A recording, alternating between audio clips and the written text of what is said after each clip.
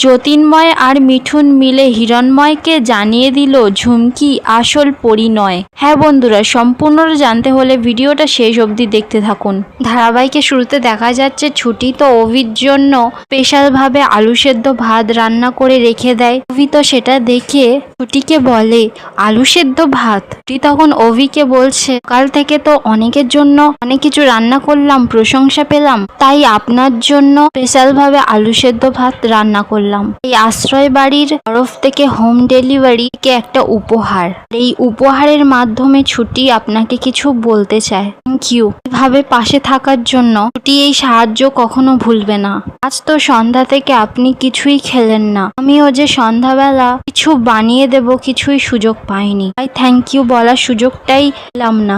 এই আলু সেদ্ধ ভাতটা করে দিলাম, খেয়ে নিন এবার। আপনার পছন্দের গোবিন্দভোগ চাল দিয়ে ভাতটা করা, আর সাবিত্রী নিজের হাতে ঘিটা বানিয়েছে। তো তখন একটু গন্ধটা শুকে ছুটিকে বলছে এই ঘিটা আমার পেটে সহ্য হবে বলছেন, বলেই তো দুজনে এবার হাসতে থাকে। ছুটি তখন অভিকে বলছে সাবিত্রীদি কিন্তু আপনাকে আন্তরিক ধন্যবাদ জানিয়েছে। ছুটি তো এবার অভিকে একটা চামচ দেয়, অভি তো এবার খেতে বসে পড়ে। অভি তো খেতে খেতে এবার ছুটিকে প্রশংসা করে আর বলে খুব ভালো হয়েছে। অভি তো এবার খেতে খেতে মনে মনে বলে ছুটি আমার যতক্ষণ আমার সাথে আছে কেন জানি না আমার মনে শান্তি একটু হচ্ছে, তো যখনই আমার চোখের আড়াল হয় কেন জানি না আমার মনের মধ্যে কেমন হয়। তো মাত্র একটা কন্ট্রাক্টের জন্য অভিমন্যু শঙ্কর রায় তো তোটা ইম্পর্টেন্ট দেয়নি পরীক্ষা ছাড়া। অভি তো এবার খেদে উঠে টিকে বলছে আর খাওয়া হয়ে গেছে, এবার আমি শুতে যাব, ফ্রেশ হয়ে আসি বলে তো ওখান থেকে চলে যায়। টি তো এবার একার মতো একা বলতে থাকে এই তো ঠিক ছিল, আবার কি হলো, স্যারের মনে কোনো প্রবলেম আছে, ফুটে তো কিছুই বলবেন না, দেখেছি এই কদিন আমার সঙ্গে ছায়ার মতো জুড়ে ছিল, কিন্তু আবার কি হলো। কিছুক্ষণ পর দেখা যাচ্ছে তো অভি শুয়ে পড়ে। টি তো তখন বসে বসে কিসব খাতায় আঁকিবুকি করছিল। তখনই তো অভি ঘুমিয়ে ঘুমিয়ে ফুল বকতে শুরু করে আর বলে ছুটি যেও না, ছুটি যেও না। ঘুমিয়ে ঘুমিয়ে তো বলতে থাকে। ছুটি তো এবার কান পেতে একটু শোনে আর এবার একার মতো একা বলতে থাকে কন্ট্রাক্টের কথা বলছে, ও বুঝেছি, এই কদিন ছায়ার মতো কেন আমার পিছন পিছন ঘুরছিল, ওনার ভয় আছে যদি আমি কন্ট্রাক্ট ভেঙে চলে যাই। ছুটি তো এবার অভির কাছে গিয়ে আস্তে আস্তে করে অভির মাথায় হাত বুলাতে থাকে। পরদিকে দেখা যাচ্ছে ইন্দ্র তো রোমার কথা ভাবছিল যে রোমা সরি চেয়েছিল।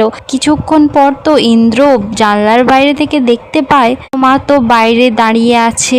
ইন্দ্র তখন একা একা বলছে এই ওয়েদারে এখনো দাঁড়িয়ে আছে।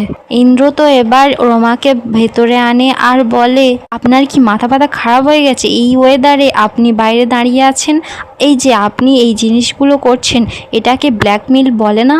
রোমা তো এবার নাটক করতে শুরু করে দেয় আর মাথা ঘোরার নাটক করে ইন্দ্রর ওপর পড়ে যায়, গায়ের ওপর। ইন্দ্র তো এবার রোমাকে ডাকতে থাকে। রোমা তখন এবার নাটক করে চোখটা খোলে আর মনে মনে বলতে থাকে বয়েই গেছে, আমি সারাদিন সিগারিতে ছিলাম, আমার মতো ক্যাবলা চড়ানোর জন্য ওরকম দাঁড়িয়ে থাকতে বয়েই গেছে। তো এবার একটা টাওয়াল এনে দেয় রোমাকে আর বলে যান জামা কাপড়গুলো ভিজে গেছে, ওয়াশরুম ওদিকে চেঞ্জ করে আসুন। এই তো ইন্দ্র এবার অন্যদিকে গিয়ে বসে। রোমা এবার মনে মনে ভাবে বেশি শক্ত হওয়ার চেষ্টা করছে ক্যাবলাচরণ, না যে করেই হোক এই হাঁদাটার মনটা আমার গলাতেই হবে, আর এই রোমা সেটা করেই দেখাবে বলে তো ওখান থেকে চলে যায়। পরদিকে দেখা যাচ্ছে ছুটি তো অভির মাথায় হাত বোলাচ্ছিল। তখনই অভি তো এবার চোখটা খোলে আর দেখে ছুটিকে। ছুটি তো তখন অভির মাথায় একটা এড়ে উঠে যায় সঙ্গে সঙ্গে। তো এবার নাটক করতে থাকে অভির সামনে, মশা মশা বলে চারিদিকে মারতে থাকে। অভি তো তখন ছুটিকে বলে এসি চলছে, জানলাটাও বন্ধ, তাহলে মশাটা ঢুকলো কোত্থেকে।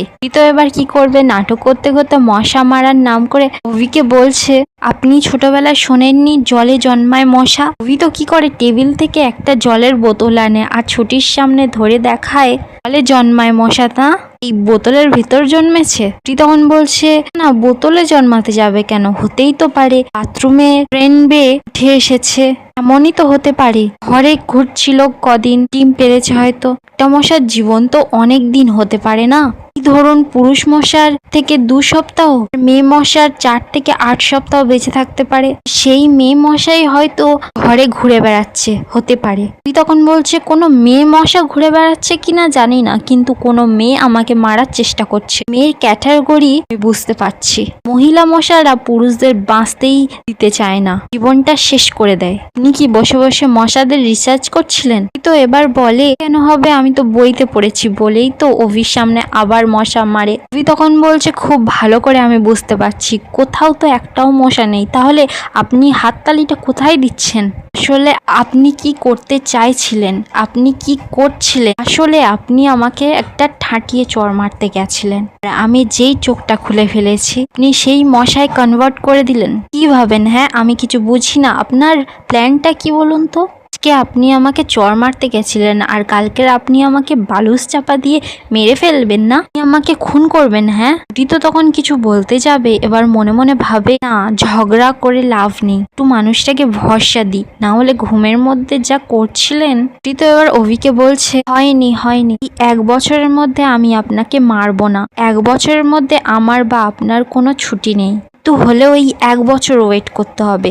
অভি তো এবার মনে মনে বলে, ছুটির মাথায় এই কথাটা এত স্ট্রংলি ঢুকে গেছে। অভি তো এবার ছুটিকে বলছে তা আমি বুঝলাম, কিন্তু ওই মশা মারার তালিটা ওই জোড়া তালি। অন্যদিকে দেখা যাচ্ছে রোমা তো এবার ফ্রেশ হয়ে ড্রেস ফ্রেস চেঞ্জ করে আসে, ইন্দ্রর শার্ট পরে আসে, রোম্যান্টিক ভাবে ইন্দ্রর সামনে আসে আর ইন্দ্রকে ডাকে। ইন্দ্র তো দেখেই অবাক, ইন্দ্রর তো এবার দেখেই হার্টটা বাজতে শুরু করে। ইন্দ্র তো রোমাকে এড়ানোর চেষ্টা করে, মা তো ইন্দ্রকে তার নিজের দিকে টানে, ইন্দ্রকে ফাঁসানোর চেষ্টা করে। মা তো এবার ইন্দ্রকে নাটক করতে করতে বলতে থাকে, আমি আপনাকে ভালোবাসি ইন্দ্র, আর সরি, এর পরে এরকম আর ভুল হবে না। ইন্দ্র তো এবার রোমাকে আপনি বলতে যায়। মা তখন ইন্দ্রকে বলেছি না আপনি না তুমি। ইন্দ্র তখন বলে তুমি শিওর? মা তখন বলছে 1000% শিওর। রোমা তো এবার ইন্দ্রকে নাটক করে জড়িয়ে ধরে আর ভালোবাসার নাটক করতে থাকে।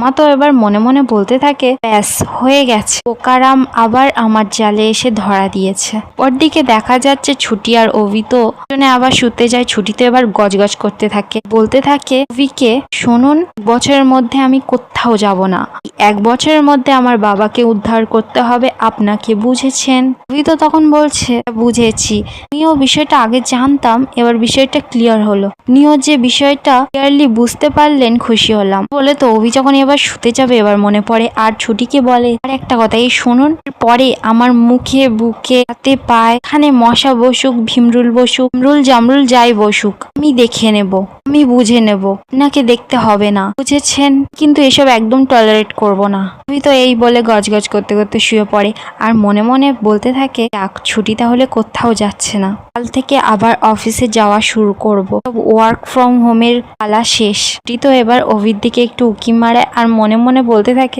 একটু হাসি মুখে ঘুমাচ্ছেন। হ্যাঁ, ডিলের জন্য এরকম করে মানুষ, তো ডিল দরিয়া মানুষ, বল আছে ডিল আর ডিল, একটু শান্তিতে ঘুমাক, যা পরিশ্রম যায় সারাদিন মানুষটার। তো এবার একার মতায় লিখতে থাকে আর মনে মনে বলতে থাকে, যতই যাই হোক মানুষটার আমি খারাপ চাইতে পারি না। এখানেই আজকের এপিসোডটা শেষ হয়ে যায়। ভিডিওটা কেমন লাগলো কমেন্টে জানাতে ভুলবেন না।